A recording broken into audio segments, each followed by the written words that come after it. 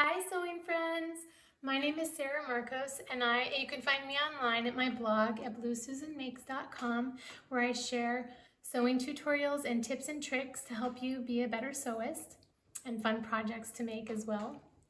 But today I'm excited to be here to tell you a little bit about my latest handbag pattern, the Garden Tiles bag. It's a twist on a classic tote bag, but I have added a few upgrades to make it a little more interesting and cute. First of all, I added these side panels and the cinched side panels with a little elastic in here to make the shape look a little more interesting. And I've added these big wraparound pockets that allow you to keep all of your most essential and necessary things at the ready when you're on the go. I like to throw my water bottle in, my phone, my sunglasses, my keys, then I can always grab them real quick when I need them.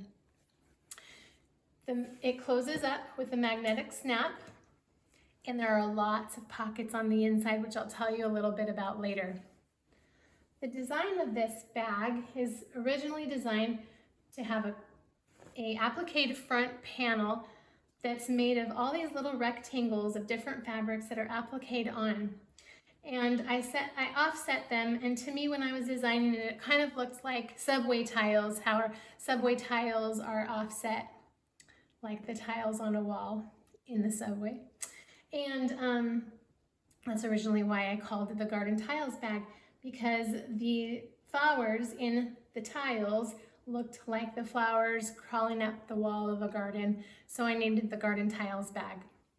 But if you don't want to go through all the trouble of making these extra tiles to applique onto the center panel, there are instructions in the pattern to make another option, a solid panel where you just choose one fabric to insert in the center.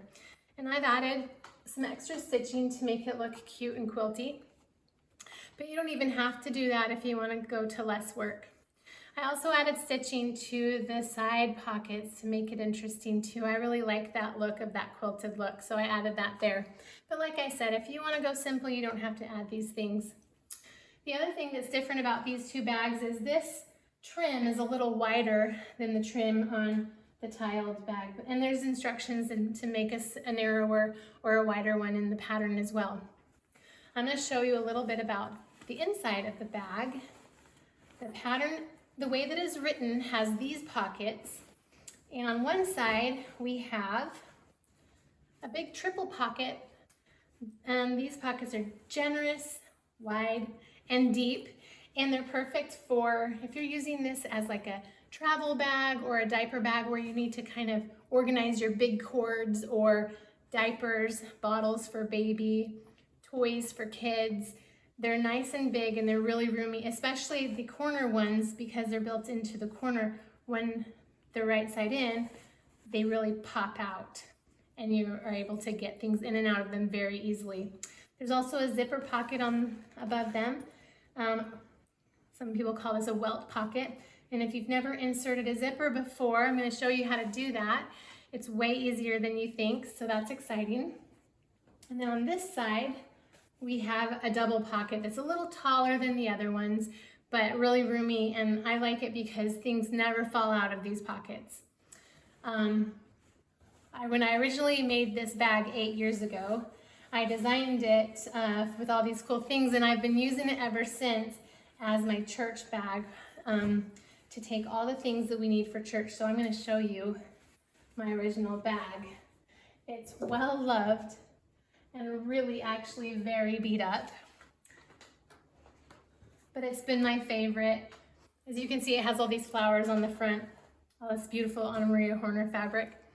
But I like it, like I said, I put my sunglasses in one side and my water bottle and keys on the other and phone.